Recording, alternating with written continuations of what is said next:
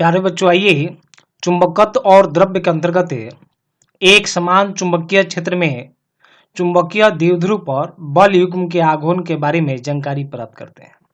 तो देखिए बच्चों, एक दंड चुंबक लिया गया है जिसे छड़ चुंबक भी बोलते हैं और इसकी लंबाई 12 है। देख रहे हैं, ये छड़ चुंबक है या दंड चुंबक है और इसकी लंबाई 12 है। और इस चुंबक को यानी कि दंड चुंबक को जो है एक समान चुंबकीय क्षेत्र में रखा गया है। एक समान चुंबकीय क्षेत्र यहाँ पर दिखाया गया है। यहाँ पर देखिए सभी रेखाओं की जो लंबाई है वह एक समान है और दिशा भी देख रहे हैं एक तरफ है। इस तरह से यह एक समान चुंबकीय क्षेत्र है और इस एक समान चुंबकीय क्षेत्र में दंड चुंबक को रखा गया है। इस दंड चुंबक के प्रत्येक ध्रुव की जो ध्रुव प्रबलता है वह एक समान है और उसे हम लोग एम माने हैं, स्मॉल एम माने हैं। इस दंड चुंबक का जो अक्ष है यानी कि दोनों ध्रुवों को मिलाने वाली जो रेखा है उसे ही हम लोग दंड चुंबक का अक्ष बोलेंगे। और यह दंड चुंबक का अक्ष चुंबकीय क्षेत्र की दिशा से थीटा कोण बना रहा है। तो यहाँ देखिए ये अक्ष हो गया और ये चुंबकीय क्षेत्र की दिशा इस तरफ हो गई है। तो इसके बीच का एंगल, यह एंगल दिख रहे हैं, ये एंगल दिख रहे हैं, ये एंगल दिख रहे हैं, ये एंगल हम लोग का थीटा है जो कि हम लोग यहाँ पर चित्र में दिखाए हैं।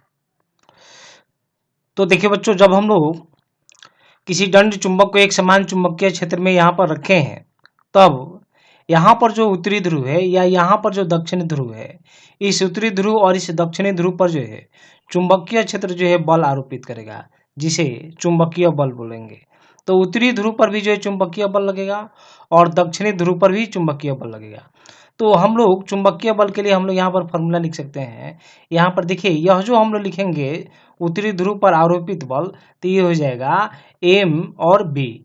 यानी कि हम लोग बोल सकते हैं बी बराबर, यहाँ पर हम लोग बोल सकते हैं बी बराबर एफ बाई एम। नहीं, यानी कि प्रति एकांक के चुंबकीय ध्रुव की प्रबलता पर आरोपित बल जो है चुंबकीय क्षेत्र होता है। तो इस तरह से यहाँ पर एफ लिखेंगे हम लोग जो है, तो एफ बराबर, तो ये क्रॉस मल्टीप्लाई कर देंगे हम लोग, तो ये हो जाएगा एम बी। तो इस तरह से यहाँ पर यानी कि इस उत्तरी ध्रुव के ध्रुव पर जो बल लगेगा वह हो जाएगा एम बी।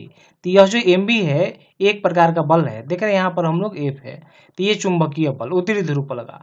और इस बल की जो दिशा होगी, इस बल की दिशा चुंबकीय क्षेत्र की दिशा की तरफ ही होगी। देखिए जैसा कि यहाँ पर चित्र में हम लोग दिखाए हैं। उसी तरह से दक्षिणी ध्रुव पर भी आरोपित बल निकालेंगे हम लोग, तो वह हो जाएगा एम बी। लेकिन इसकी जो दिशा होगी, इसकी दिशा चुंबकीय क्षेत्र के दिशा के विपरीत होगी। तो देखिए यहाँ पर हम लोग जो है विपरीत दिखाए हैं, चुंबकीय क्षेत्र इधर है और यह जो बल है एम बी एक प्रकार का क्या है, बल है, इसके दिशा को हम लोग विपरीत दिखाए हैं। इस तरह से यहाँ पर यानी कि जो उत्तरी ध्रुव है उस पर लगने वाला बल और दक्षिणी ध्रुव पर लगने वाला बल, दोनों बलों का जो परिमाण होता है वह एक समान होता है, लेकिन दिशा एक दूसरे के विपरीत है। इस तरह से ये बलों का जो परिमाण है बराबर है और दिशा विपरीत है, तो ये बल युग्म का निर्माण करते हैं, ये बल युग्म बनाते हैं। और बल युग्म बनने के कारण जो है बल युग्म आघूर्ण उत्पन्न करेगा और यह बल युग्म आघूर्ण जो है इस चुंबक को चुंबकीय क्षेत्र की दिशा में लाने का प्रयास करता है। तो हम लोग यहाँ पर बल युग्म का आघूर्ण के लिए हम लोग लिख सकते हैं, लिखते हैं हम लोग, अतः बल युग्म का आघूर्ण बराबर एक बल का परिमाण गुने दोनों बलों के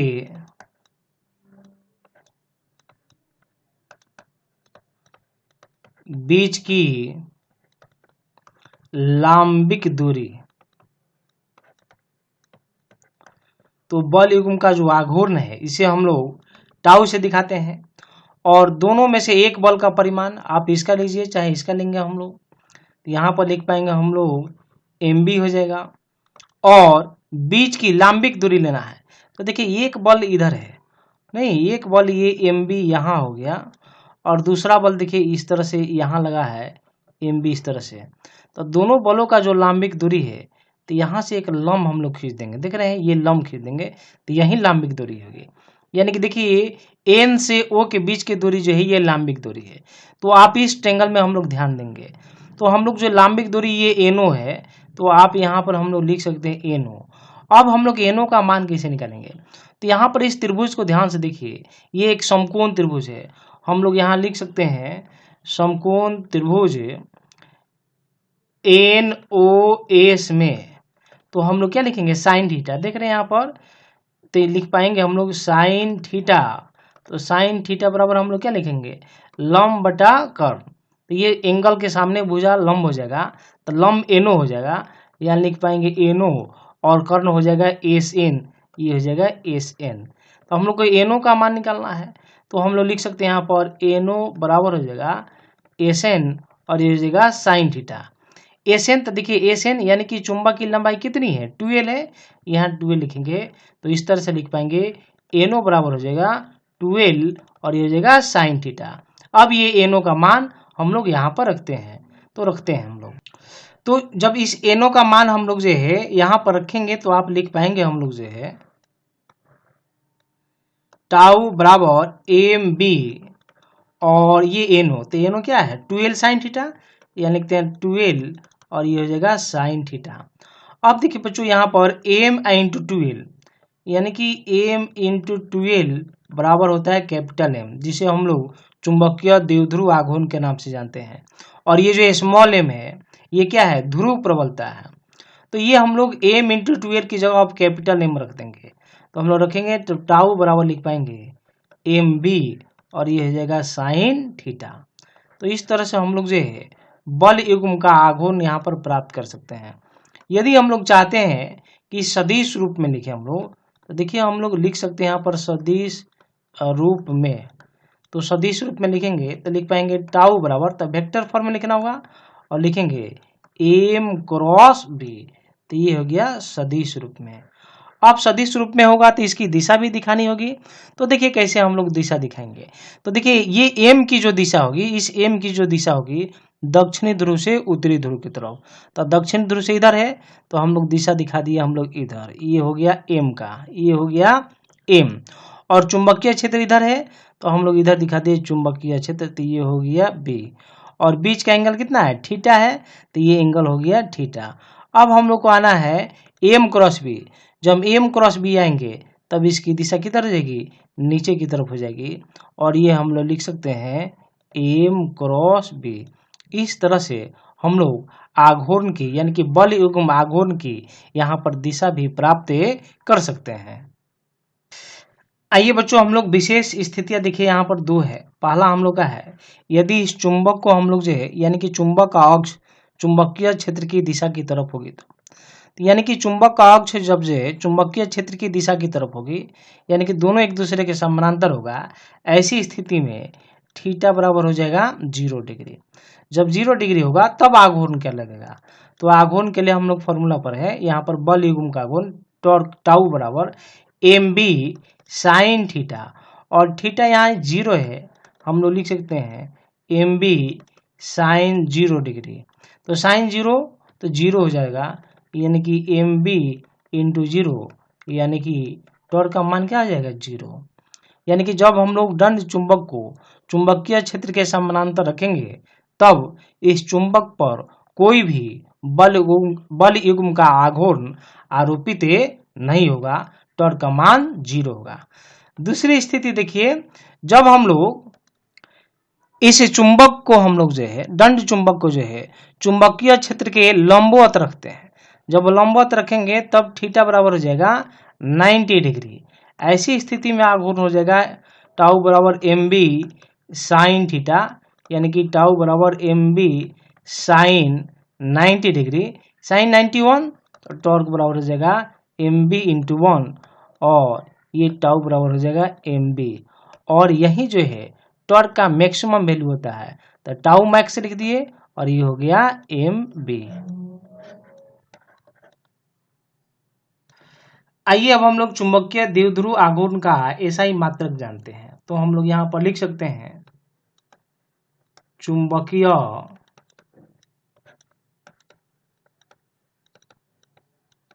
द्विध्रुव आघूर्ण का एसआई मात्रक।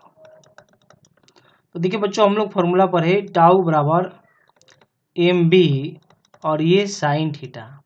तो ये इसी एम को हम लोग बोलते हैं चुंबकीय द्विध्रुव आघूर्ण।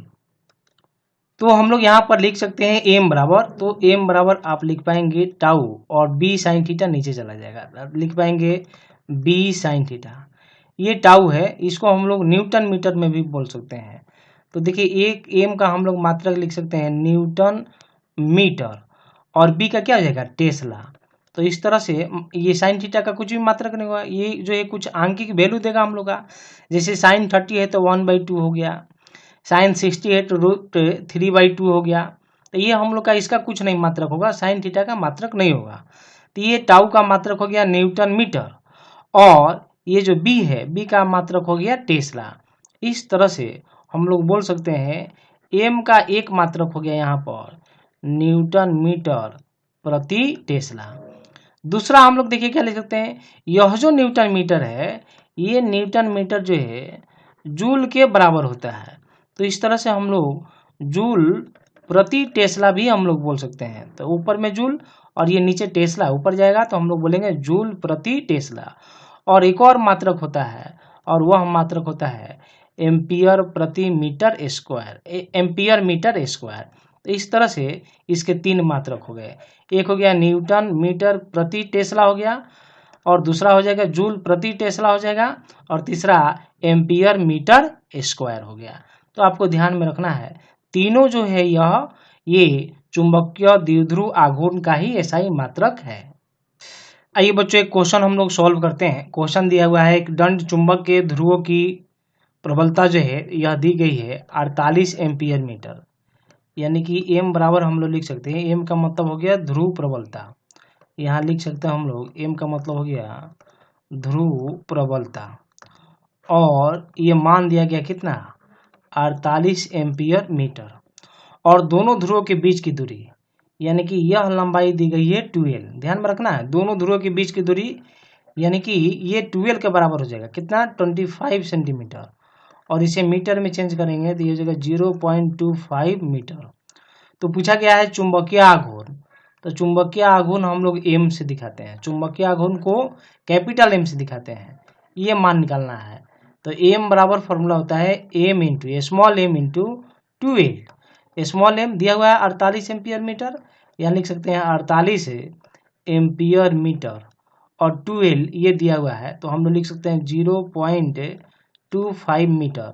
ये डेसिमल हटाएंगे तो नीचे में 100 हो जाएगा और ये हो जाएगा 4 बार में कैंसिल हो जाएगा और ये हो जाएगा 12। इस तरह से 12 एम्पियर मीटर स्क्वायर आ जाएगा, यानी कि चुंबकीय आघूर्ण का मान मिल जाएगा हम लोग को 12 एम्पियर मीटर स्क्वायर। अब देखिए क्वेश्चन का दूसरा पार्ट यहाँ पर देखिए क्या दिया हुआ है। अब इस दंड चुंबक को हम लोग जो है यानी कि 0.15 टेस्ला के चुंबकीय क्षेत्र के साथ 30 डिग्री के एंगल पर रखा गया है, यानी कि थीटा यानी कि बी का मान दिया गया है, बी का मान यह है।